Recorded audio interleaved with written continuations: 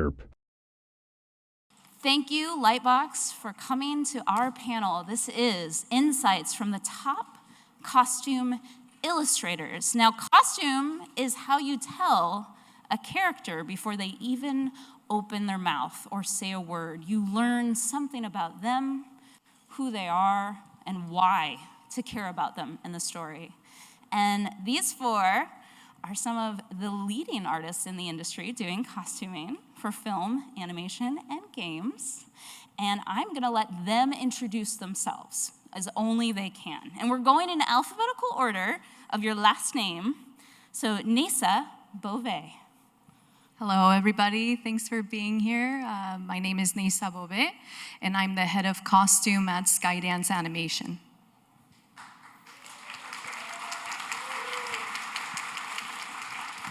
Can you tell them the last thing you worked on or something you're really excited about? Well, right now, I am working on Brad Bird's Ray Gun, and Woo! I can't say anything more than that.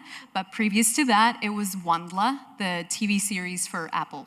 That's awesome. Thank you so much. I'm going to go through, and we're going to go to Imogen. Hi, guys. Imogen. My name's Imogen Shays, and I'm a costume concept artist for live action. Can you tell us about some of the stuff you've worked on recently? Sure. Well, I'm currently working on season 2 of Fallout. Ooh. And I just finished up on season 2 of The Last of Us. Woo, woo, woo, woo. And I'm going to move it on to Greg Hopwood. Hi, everyone. I'm Greg Hopwood. I'm a costume concept artist in the entertainment and film industry. I most recently just worked on Agatha All Along, and thank you. And I mean, to be totally transparent, just because of how the industry is, I have not been working for the past 6 months or so. So just throwing that out there too. It's real. If I'm going to be real with any audience, it's going to be Lightbox. And if you'd like to hire Greg, he's available. Yes, I am also available for work. Thank you. Oh, thank you. And last but certainly not least, Claire Hummel. Hi, I'm Claire Hummel. I'm the lead visual designer at Cyan. So I'm an art director, concept artist, and costume designer. Most recently, I shipped the Riven remake at Cyan, which is a dream come true. Previously, Half-Life Alyx at Valve. I was at Campo Santo, HBO, all sorts of things. Yeah. So let's start out with, I think, a question everyone wants to know, which is about your break in the industry. How did you get there? Because you are working on the top films, the top games, the top movies. You're there. You are doing their dream. And so let's hear it. How did you get to where you're at today? Oh, no one wants to go. Go, Imogen. Go on. Okay. I'll go first. So I had my pathway to this career was definitely a roller coaster. I started out wanting to be a costume designer. So I went to fashion school at the Fashion Institute of Design and Merchandising, or FIDM. Whoop, whoop. Yep. Went through that program, and while I was there, I entered into an internship competition with the Television Academy of Art and Sciences in their costume design category, and I ended up winning, which the prize was they put you as an intern on a various television show that was running at the time. And they happened to put me on my absolute favorite show at the time, which was True Blood. So cool. And that was during its absolute peak popularity. I couldn't believe it. And I won this competition through actually my illustrations. So I was still sort of deciding if I wanted to go to, concept art or still costume design. And I feel like I'm really lucky because after college, I was experiencing both. So I was costume designing very low budget, one-person costume department type situations where I'm, paying my dues, so to speak. It was miserable, but I'm like, nah, this is part of the grind. I'm gonna do it. But I also lucked into a few mainstream costume illustration jobs as well. And while I was in those departments, I got to see what the actual day-to-day was like for a mainstream costume designer. And I'm like, hell no, that's not for me at all. I'm gonna be a concept artist. Isn't it surprising when you see that sometimes? You think, Oh, so surprising. yeah, you're like, this is my dream. And then you're like, oh.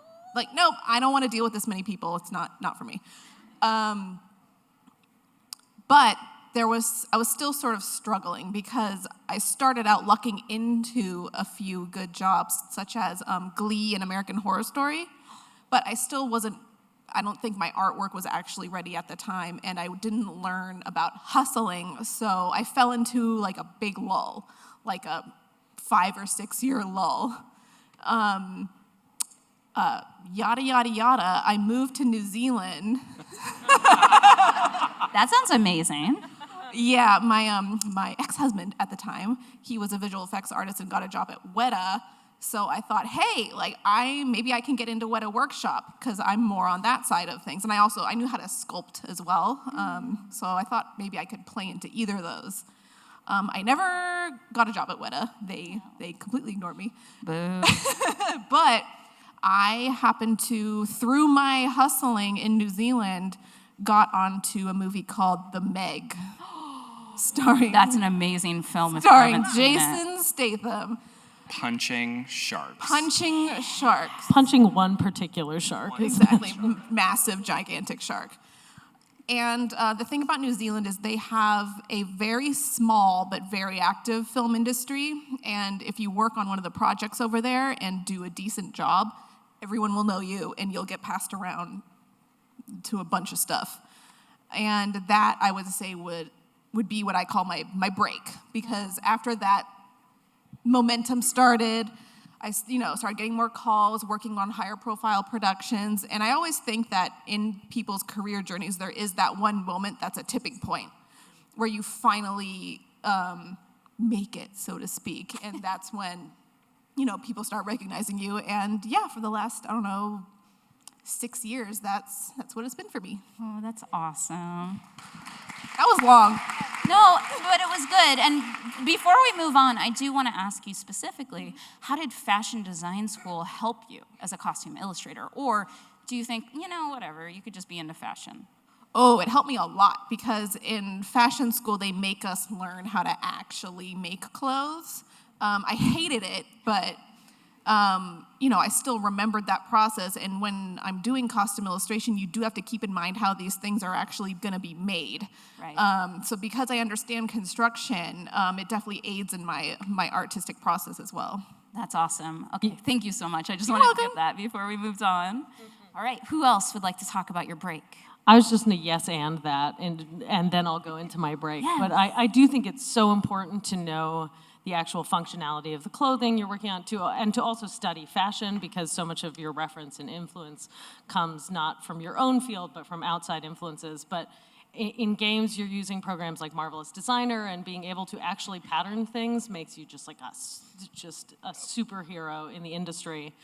And knowing how things will move and flow and whether they'll intersect with someone's head.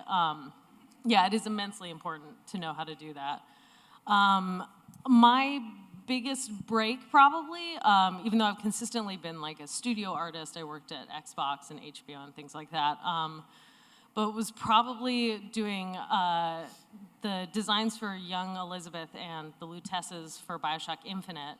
And the way that happened was I did a fan art series of historical Disney princesses just because I love historical fashion. And I got an email out of the blue from the art director on BioShock Infinite, and he was like, hey, do you want to work on a BioShock game? I saw your Disney fan art. And so I thought, I was like, this is clearly a scam. And so I remember being on a phone call in Redmond, Washington, in the parking lot of a Chipotle, being told about the job and what it would entail. And it felt like such a good fit because they were really struggling finding her vibe for her younger outfit for the first 3 quarters of the game. And so I got to design from a historical perspective and bring a lot of research and reference into play. They did not know that I had, in my free time, already been redesigning Liz because I didn't like her outfit in the trailer. So the final costume ended up pretty close to something I had already done before I even got the job, which is hilarious. But I think that gave me a lot more visibility because so much of the work I've been doing at Xbox had been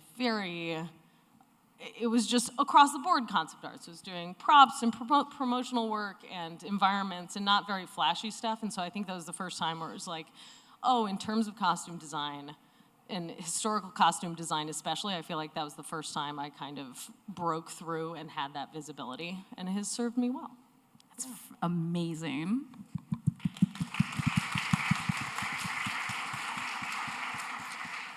Go, Greg. Thank you. My experience, I always feel like I wanted this job so badly, and I got like a little opportunity, and I held onto the bumper of this car, and then I just got dragged up and down, like, and fell and rolled, and it was not a straight line. It was so odd, but my first like real job was at a commercial in the Bronx, wiping down cars in between takes when it was raining outside.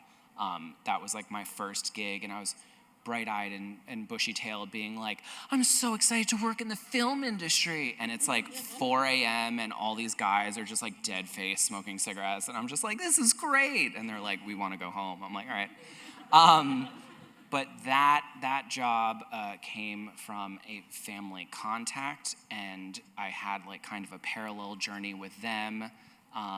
But weirdly enough, my like real trajectory started when I got offered a receptionist role through a family friend in Georgia when I was living in New York at the time.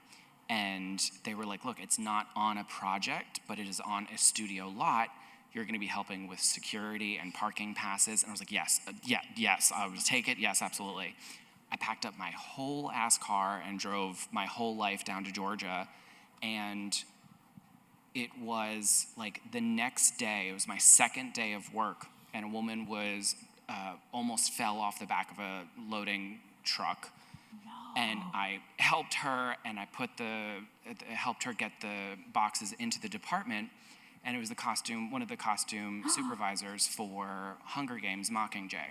Ooh. And she was like, thank you so much. She goes, who are you? I was like, oh, I work in the office. And I was like, what is this? And they're like, it's Hunger Games. And I was like, do you guys need PAs? Like, what's the deal here?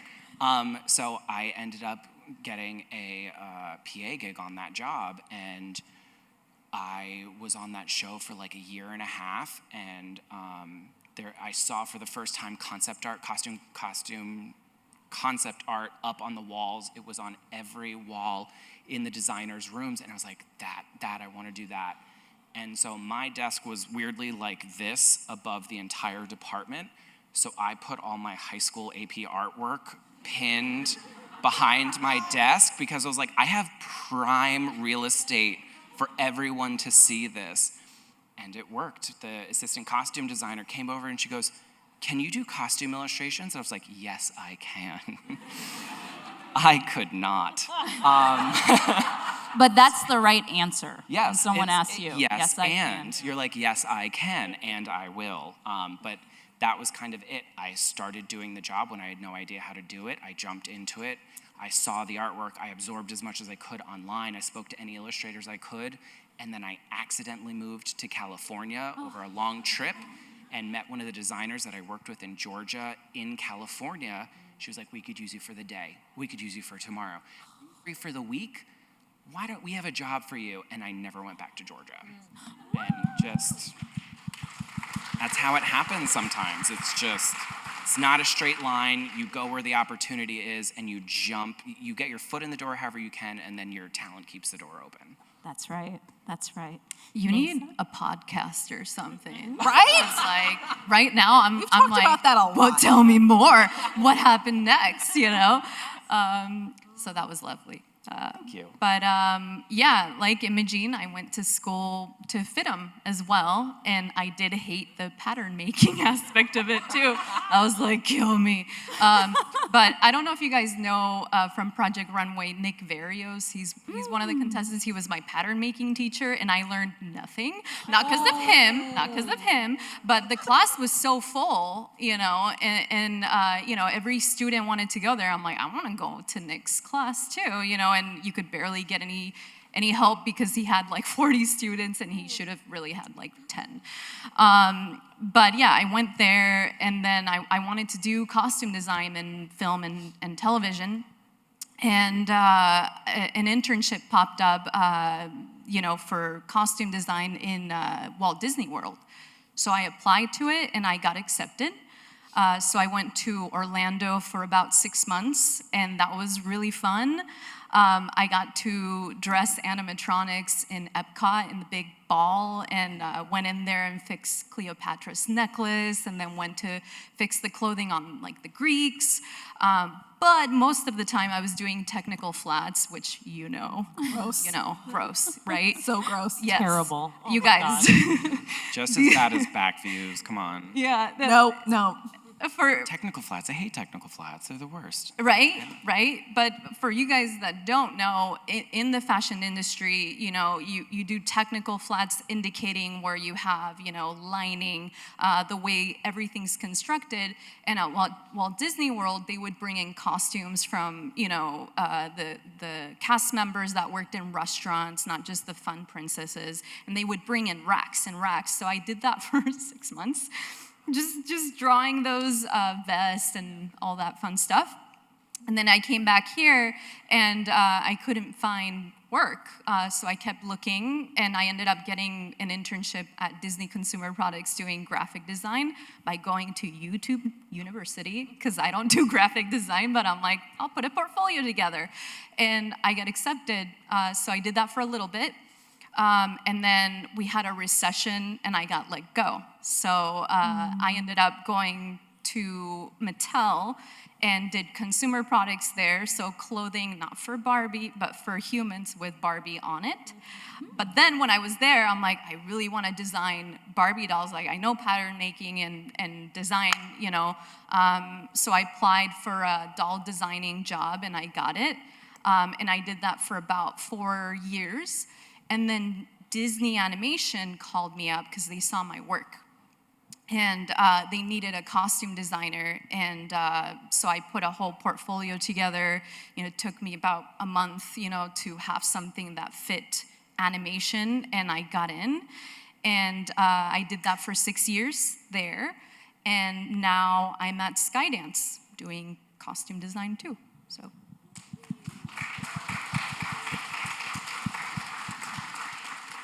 All right, so you did it. You hustled. You got the job. You moved across the country. You found somebody who was going to give you money for what you wanted to do. We lied about our skill sets. All right. We faked But it till we made it. Even through your lies, now you've got the job, and you've got the character brief in front of you. You've got the sketch or the text, the paragraph. Or it's Spider-Man, but how do I put my spin on Spider-Man? What's your first step when you get that character brief? How do you find the right path? How do you find the right reference? How do you find the right textures? I'll go. Well, for me, when I'm starting a concept, this is gonna sound crazy, the costume is secondary for me. Wait, what panel are we at again? I know, right? I place a lot more importance on the body and on the pose, because if something goes wrong there, it will ruin whatever costume you put on that form. So the anatomy has to be correct. The has to have a feeling of gravity, correct gravity, proper proportions depending on who is wearing the costume.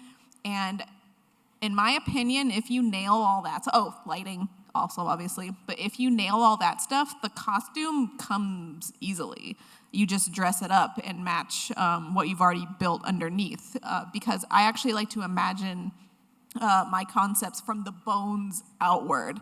Everything has to fall into its proper place. And that's what I think sets my stuff apart, actually. That's so great. I love that answer. I think that's brilliant. You've kind of instilled that in me where I've focused more on that foundation because it's like a house. You need to have a proper, stable foundation in order to do anything on top of it that will be able to last. And if you I just did something a long time ago. One of the really last things I worked on was, it was a styling gig, and I put both of his hands behind his back. And I regretted it for the rest because what's the first thing he asked for was long sleeves. And I was like, oh, God, like I've already done 20 illustrations, now I have to drop the arm. Like it'll follow you for the rest of the job if you don't do that. But when it comes to starting a gig with costume designers, it's deciphering whatever they've sent me. Because if it's written, it's chicken scratch. It was written in 10 seconds. It's on the back of a napkin. I'm like, is that an L or a J? Like, what is that? And I'm like, Lajar, what is? Because that's what it is. And then even if you can read what they're saying, they're like, I'm inspired by leaves. And you're like, What does that mean? I don't know. We're talking about like a ball gown. What explain to me how leaves are incorporated into a suit. And so that's always the first thing. But I've said it a few times. I think about shoes. Shoes are kind of like the foundation of an outfit for me.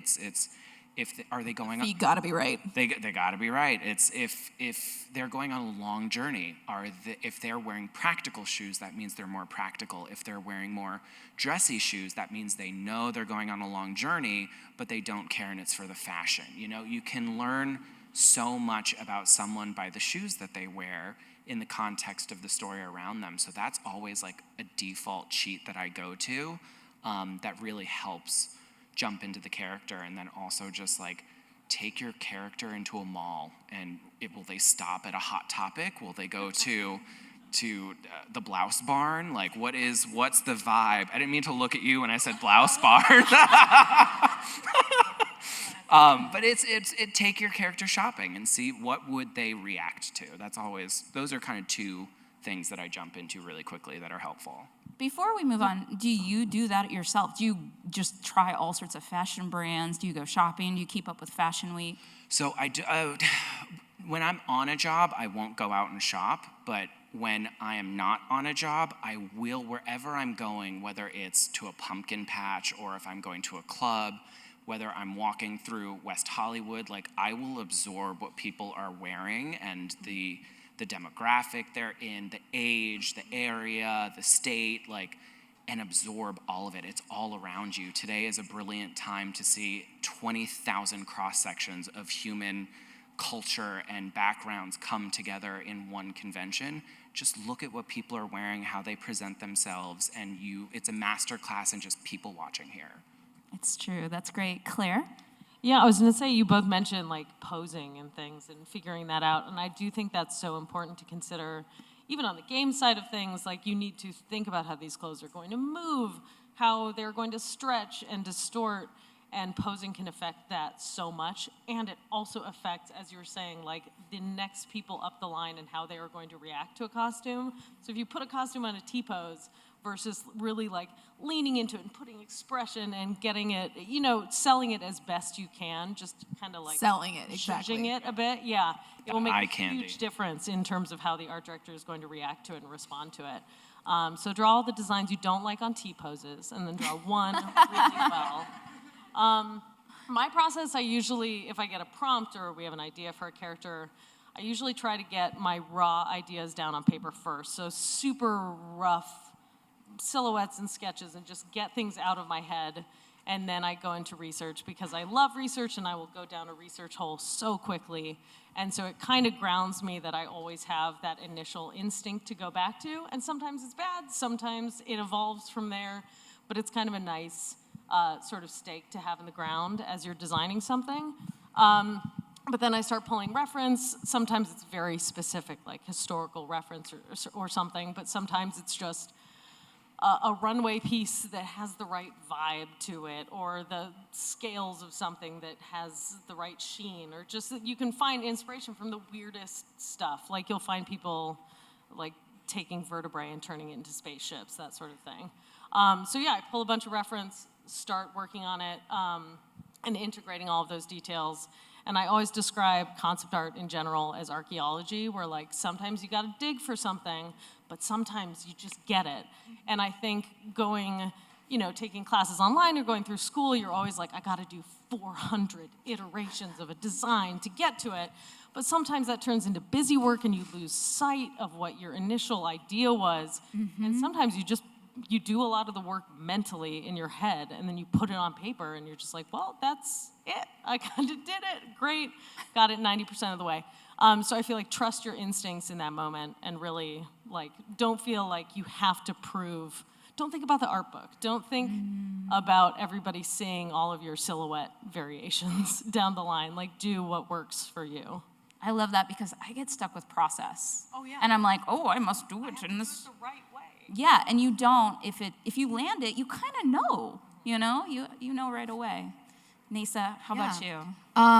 So with anytime I start a design, I usually go to the script first or treatment, and I want to know this character as much as I can. A lot of the times we have nothing, no concept art, nothing. So I'll just read. If we can talk to the writers, I use that time. I meet with them. I talk to the director and ask questions. What were you thinking in this scene? What's the feeling?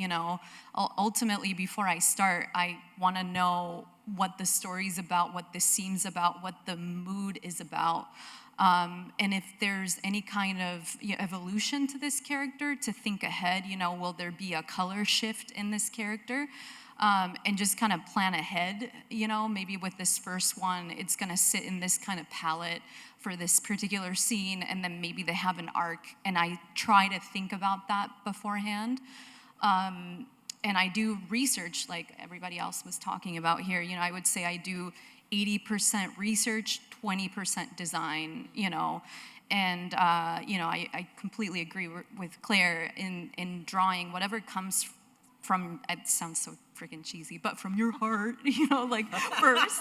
And truly, when you go with your gut, it always ends up being the right thing. I don't know why, but it always ends up going with that design, even though I executed one. It's so beautifully rendered, but it's should have gone with the other one. So I agree with Claire on trusting your gut, but yeah.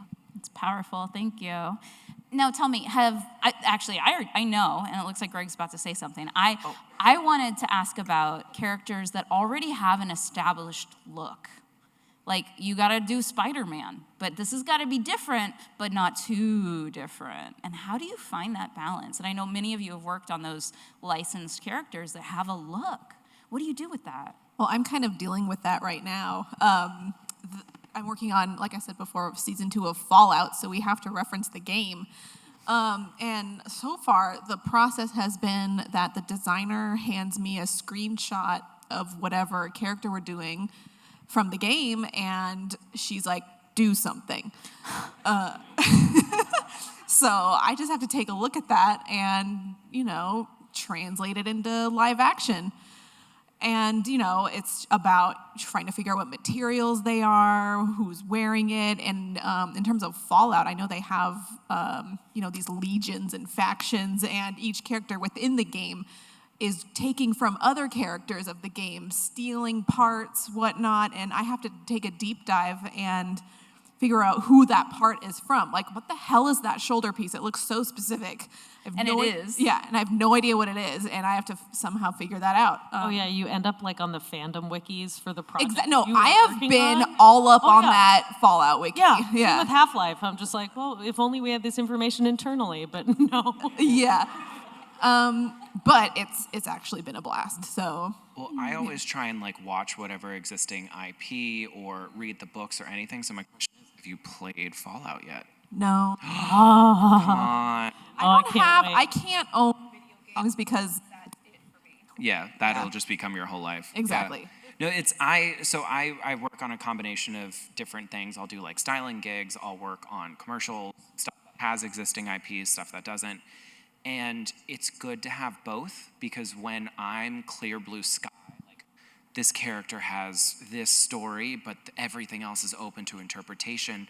That can be incredibly daunting. It's a wonderful experience, but it can drain your mental faculties to the point where you're just exhausted because you're creating, you're making 1,000 decisions every minute of size, proportion, history, culture, region, color. Like, you're making 1,000 decisions. So when I'm on big shows like that, where it's creation at its purest and you can kind of do whatever you want, going to a show that has an existing IP that gives you kind of a safe little sandbox that you get to play in, and they're like, here's all your reference from the comics, and here's the TV show characters. You're like, how wonderful. Like, it's so, and they're like, we're so glad you enjoy this. You have till tomorrow. Good luck. Like, but it's that safe, comfortable place is nice every once in a while. So it's good to have both of those. Yeah. But yeah.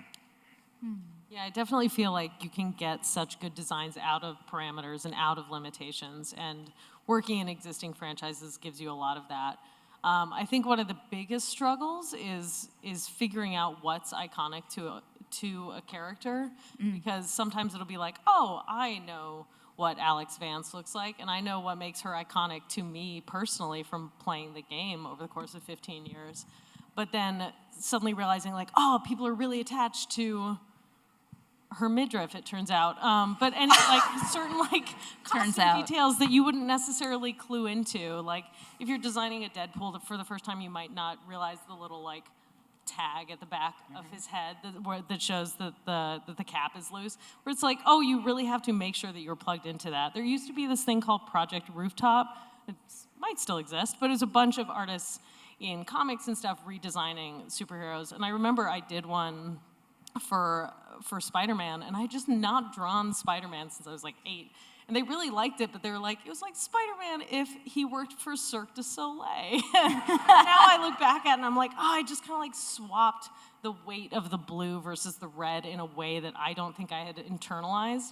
And so much of coming onto those franchises just being like, what are people going to bounce off of? Like, God, the vault suits in Fallout, I'm sure it's just like getting down to the nittiest, grittiest details of what people are going to latch onto, but you have to make it feel like their memory of the thing, which is very hard, yeah.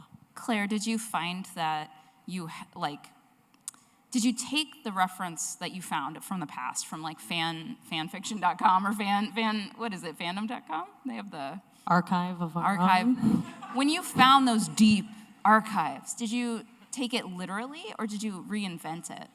Well, I got a real giggle across. That was a slow burn giggle. Never been there. What are you talking about?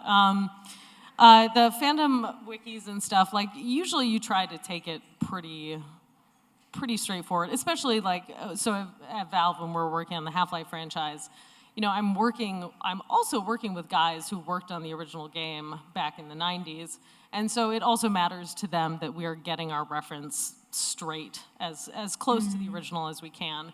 So it's the same with historical fashion, it's the same with any research where it's like you learn the rules before you break them, and so it's just like you do as much research as you can, and then you're just kind of like, okay, but what if that looked better in some way than something we made in 1997?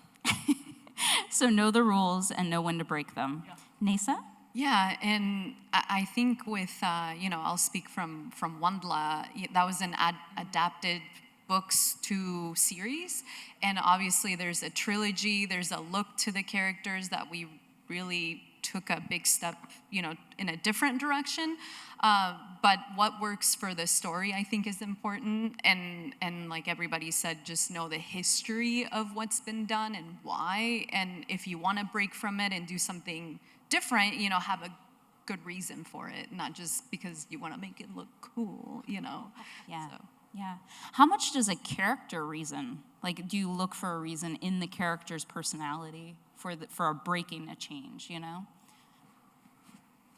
I would say yes. Yeah, but again, it goes with the character itself. I think specifically in Wandla, in the books, she was a little younger, she felt younger, and in the series, we made her a little older. Yeah. And even just her personality, so I think you just have to keep all that in mind. That makes sense. All right, so I thought it might be important, oopsie, I'm sorry, we'll get that back, to talk a little bit about the elephant in the room, that the industry is struggling and that we're all a little bit unsure of where things are going. And I did want to start with Greg and see if you just want to talk about like what your experience is. Like you are a Unemployed. top illustrator, unemployed 6 months. Love that intro. I'm sorry. I'm going to add that to my business card. Top illustrator, unemployed. No, I mean, it's serious. I was talking with some colleagues outside who are all in this industry, and a lot of them have not been working. Hearing someone who has worked about a month in the past year, that's insane. I know a lot of people in the crews in Hollywood in particular who are struggling, and seeing all the layoffs through the studio system, through animation, through video games, has been really intense. It's been a really, really rough year for the entertainment industry, and no one is just magically safe from that. It comes through everything, and it's been a lot, but there's so many factors that go into it, and we're doing a panel called The State of the Industry on Sunday. If you guys want like more in-depth look into like us kind of breaking down what's really going on, but there's so many factors. You're talking about the general economy as it is. You're talking about the studios kind of beating the IP dead horse as much as they can. So you're dealing with lack of interest in the content being created. You're looking at people being more focused on independent created shorts, YouTube, all that personal made content. There is always like a money freeze before an election, just because people hold their breath to see which way it goes. We've had to deal with COVID. We have had to deal with AI. We have had to deal with strikes. We as artists, as a community, have just been pummeled with wave after wave after wave. And we will all come through this, and there is hope at the other side of this. Productions are slowly starting to come back. I'm starting to hear one or two things here and there. And at the end of the day, people are always going to want beautiful animation, beautiful games, beautiful films, and in-depth storytelling and creativity. Like, I have to believe that in my heart.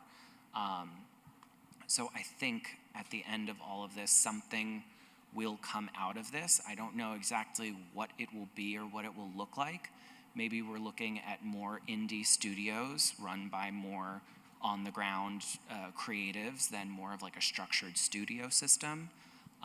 Who knows? I think that whatever it is, there's an opportunity for something new on the other side of this. So I really hope that if there's anyone out there who's like hoping to get into the industry and hearing everything that's going on, hold out hope and just keep working on your skills. Have a side job and kind of work on a dual income and have a side gig. And I just took a welding course, and the possibility of the artistic expression through welding metal is something that I'm looking into, and it's just kind of exploring your options. But it's been wild. It's affected all of our industries, and I have hope that something wonderful will come out of it in the end. I have hope too. I love it. Anybody else dealing with some struggles here? No. Just agreed. Everyone's like, we're gainfully employed. Thanks. They're rubbing it in up there. I mean, I can definitely speak as someone who left like the cushiest job in games a year ago, because working at Valve, they call it a retirement house for devs, and it is definitely that. It's joining like a tiny indie studio and not knowing where our funding's coming from. It's like a scary prospect, and we're definitely right up against it looking at the state of the industry. Like it is terrifying, but I'm in that same headspace where I'm like, I still, despite it all, I have hope. We've been through this before, and I'm sure we'll be through it again. And I too desperately hope that people want beautiful art made by humans to be in their lives. And it's cyclical. Everything kind of comes in waves. I think this is just a really big one. And honestly, I remember when AI was kind of like the advent of not the boogeyman under the bed, but he had like come out from under the bed and was like beating on the community. That was a huge fear. And honestly, through the negotiations and being on the other side of that, it is not as prevalent as everyone, myself included, thought it was going to be. Is it in a lot more places? Yes. Are people working on regulating it? Yes. So we're slowly, as those things come at our community, they're kind of being dealt with one by one. So it's just interesting to see where this will all go. And it is a community, and your voice does matter. And so if you're out there talking about how you feel, railing against these companies, saying what you believe, these are the important things, and it's what we have is each other. And I don't mean to dominate, but I want to say one last thing and just talk about mental health really quickly. Ross Tran, if any of you guys follow Ross Draws on YouTube, I highly recommend checking out not only his videos, but he had a very in-depth, honest moment with his community where he talked about his struggles with mental health. And our community tends to be isolated sometimes. We tend to keep to ourselves, and events like this are wonderful for getting us all out from behind our screens or our sketch pads and bringing us into a public space where we can be in our sketch pads and on our screens. But talk with each other, be honest, check in with each other, find communities online and join the community, be a part of it, and reach out with people and just talk about those struggles as you're going through them. And mental health is something that we should all just be discussing during this time. So I think it's wonderful. Absolutely. And I'll just add one thing. In the animation industry, I think just, people are not going to the movies, so go out there and go to the movie theater. You don't have to watch it at home, but that's community supporting community. So Yeah, it's true. Please go to the movie theater. Please, they've got great deals. Go to the movie. And they got popcorn, it's all fresh. Now, I do want to switch it up a little bit. Thank you so much for all your thoughts on all of this. Let's fangirl. I want to hear about your favorite designs. It could be somebody else's design, it could be your design, or it could be a design you really want to remake and go into like, oh, you know what I would do? I would do X, Y, and Z. And let's talk about it. I took notes for this question because I'm terrible. I'm so bad at. She said, I have receipts. So ready. We're about to hear it from names Claire. Get ready. On the spot.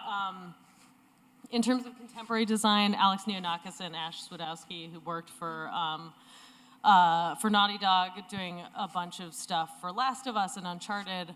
I do so much historical stuff, and it always feels like that's a little easier because everyone knows what contemporary design, like costume design and clothing, looks like. So it is very subtle and is very hard to do well. And then recently, Carlos Rosario's work on Shogun and Carol Kutzall's work on Interview with the Vampire. Oh, yes. I think are both so, you can tell they're immaculately researched and produced, but are so character driven. And all of the behind the scenes things for both of those shows are just fully about how the costume is a character in and of itself. And it's just, it's so inspiring. Yeah. That's awesome.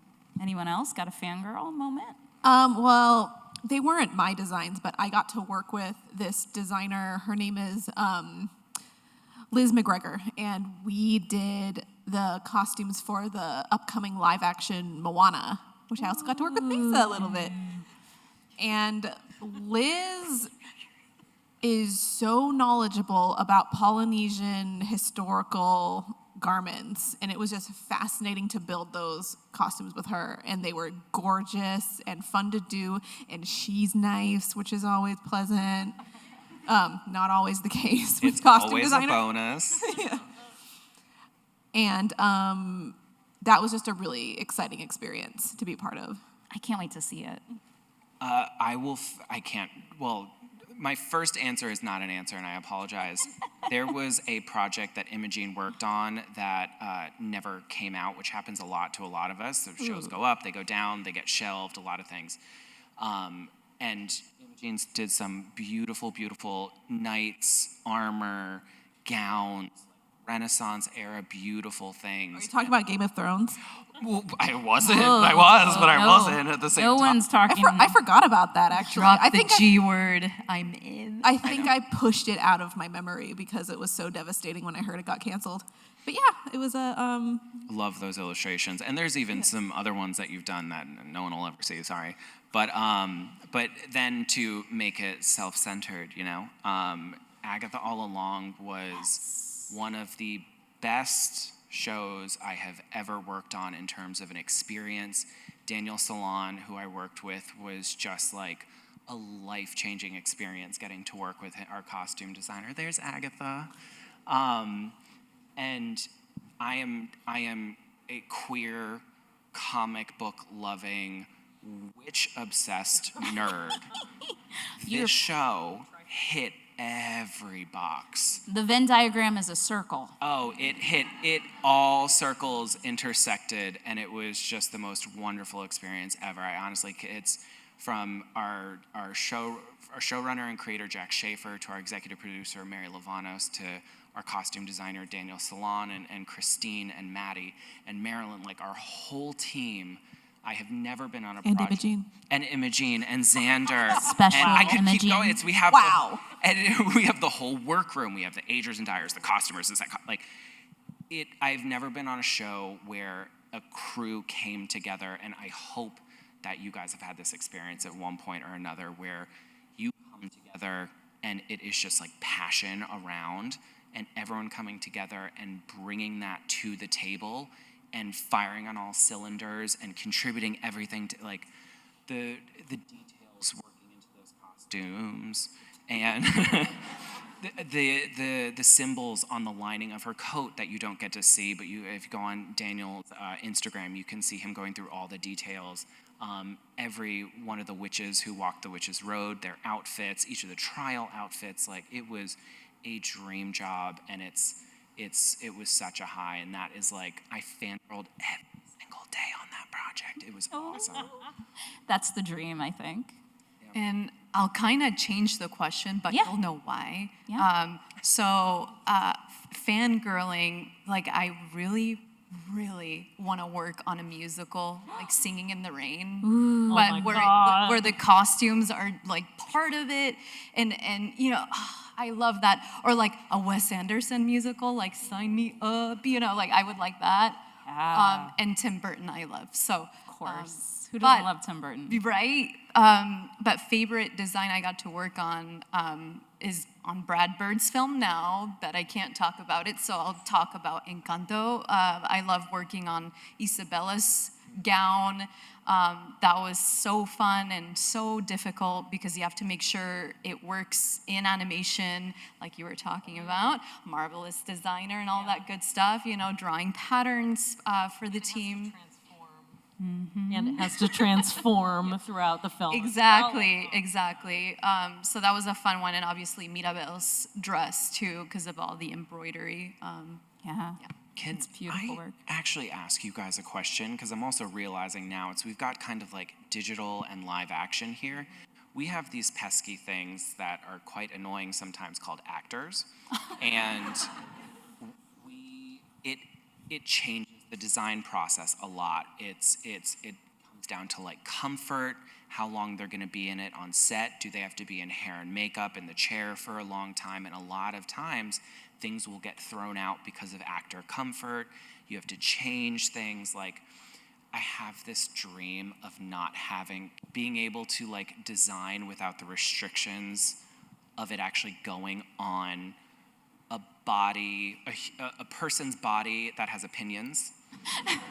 Can you just not have opinions? We have animators, and they Okay. have a say, and there's many of them that animate one character. Okay. So, you show something, and everybody wants to Yep. have a say, So you go in a room with 50 people, you get 50 opinions, right? So while it may seem Yes. easier, This is always greener, I assume. Yeah. So it's not, okay, all right, that's brilliant to know.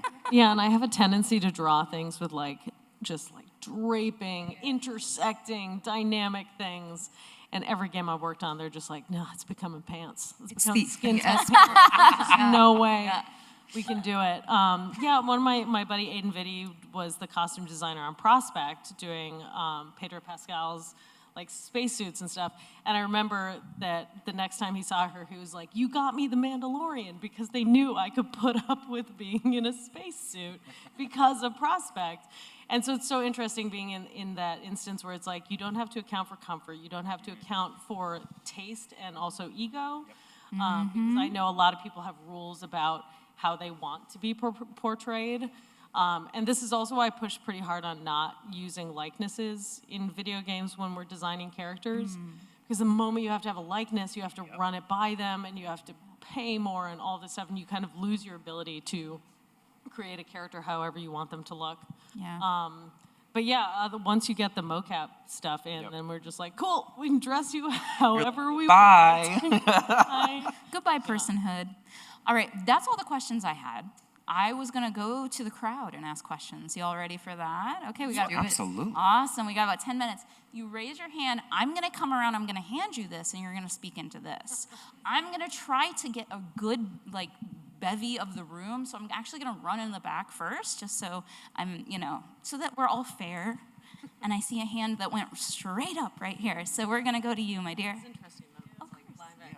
Hi, so I'm a big fan of Wondla, the books, and so I was curious, what led your direction for the show, and also if you took any inspiration from the art that's in the actual books.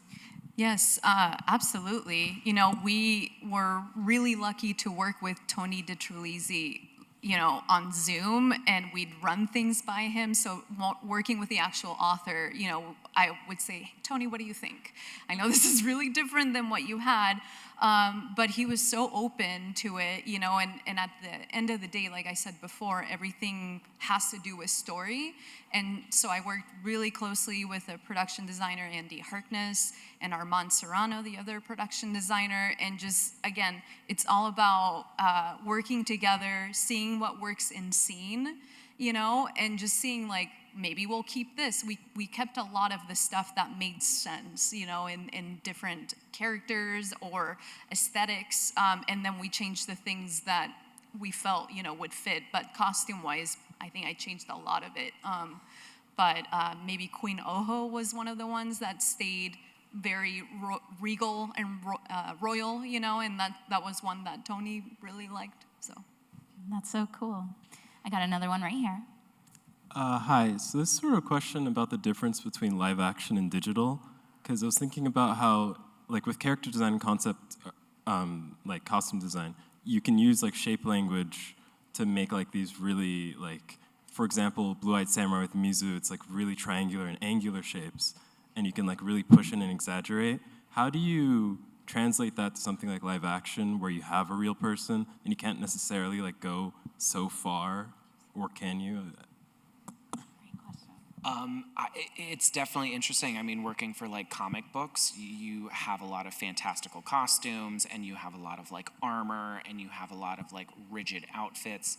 The translation, you try your best to keep the kind of stylized comic elements. I remember when I worked on The Boys, those costumes are, if you look at the original Soldier Boy, he's in booty shorts, and you take your inspiration from some things, you do direct correlations and reproductions of it, but sometimes you want to, you guys were both just saying, it's what makes a character.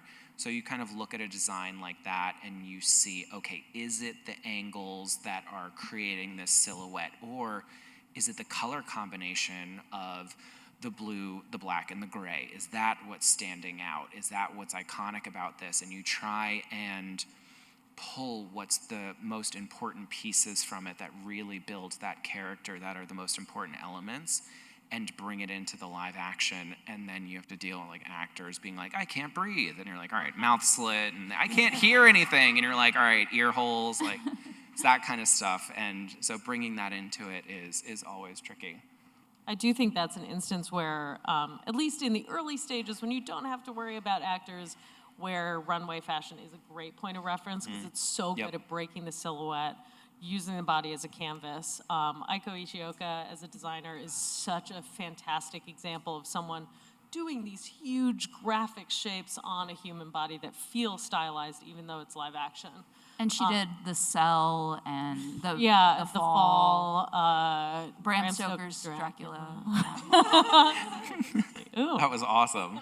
Yeah, I know. I'm just trying to be out of the way. I've got another question right over here. Oh, sorry. There you are, my dear.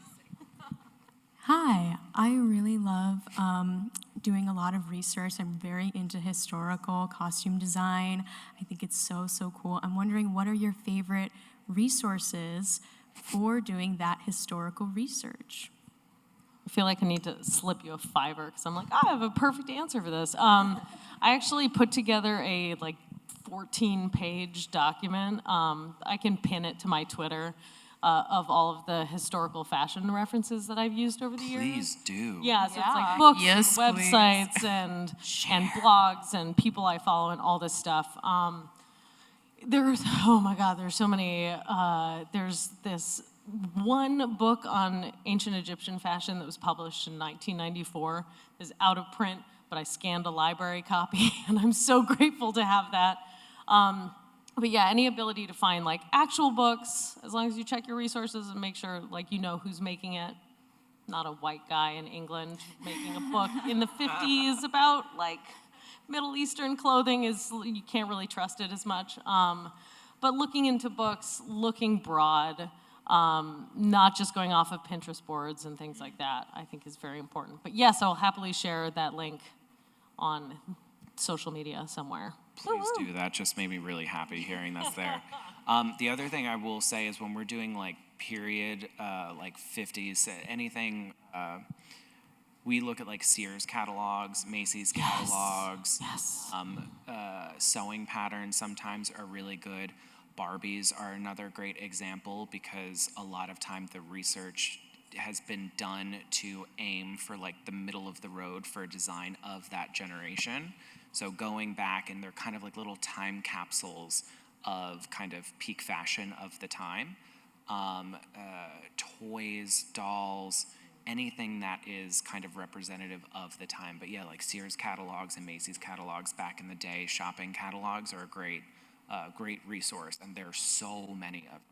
Yeah, because if you're just relying on movies or fictionalized versions of the past, it's always through the lens of that idealized era. Interpretation, yeah. Yeah, and the moment you get to catalogs, you're just seeing what people are wearing at that time. And sometimes it's hideous, but it's so great. It's so inspiring. And if you start referencing something that was referenced through someone's interpretation of a period-accurate costume, you get Halloween costumes in Halloween stores. That's, if you follow it far enough, if you are derivative on derivative on derivative, you get the bell bottoms and peace signs and the glass, that's what happens. It becomes a caricature of the costume. So going back to as original of the sources you can, historical photos is another good one.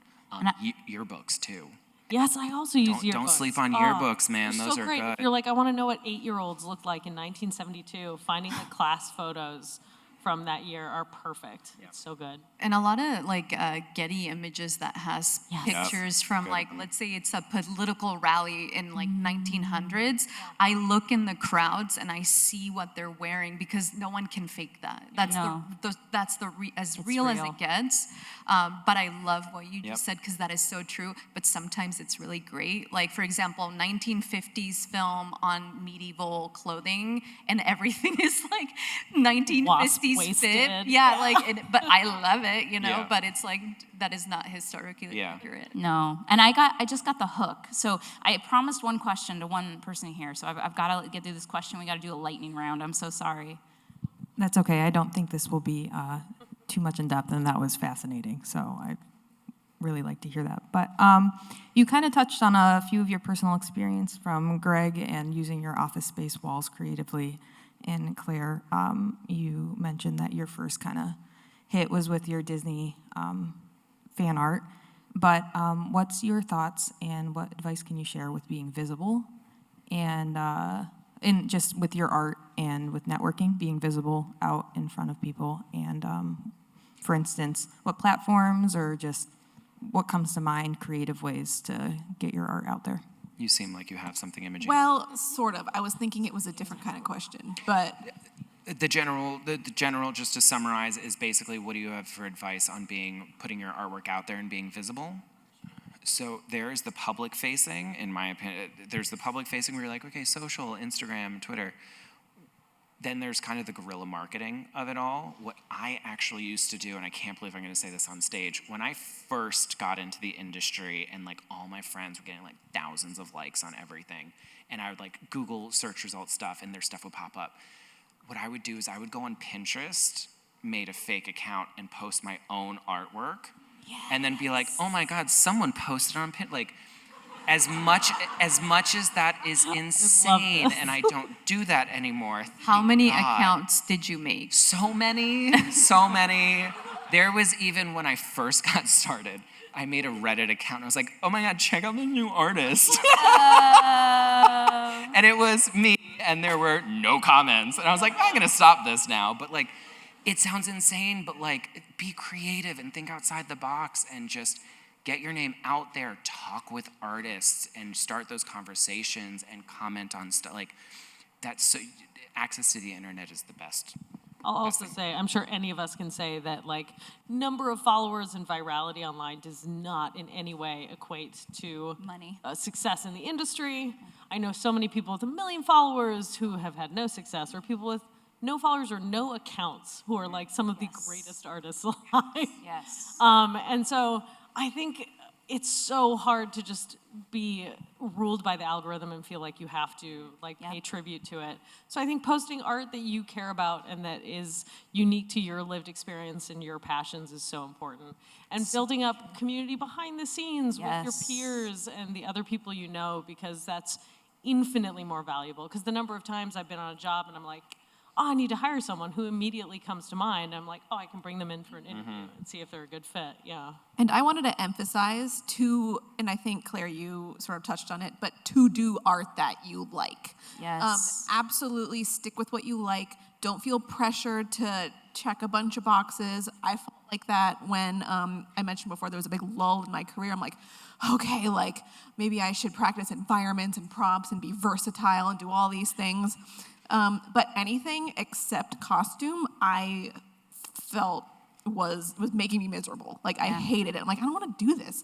And as soon as I decided that, you know what, I'm just going to try and make costume illustration work, the ball started rolling.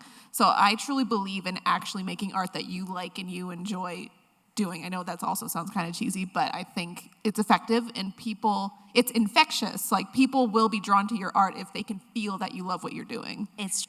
These works. And I hate to cut you off, but we're already 5 minutes over, and I don't know if these people in the back get paid by the hour, and we might be, like running them too long. So can we hear it for our costume illustrators? Aw,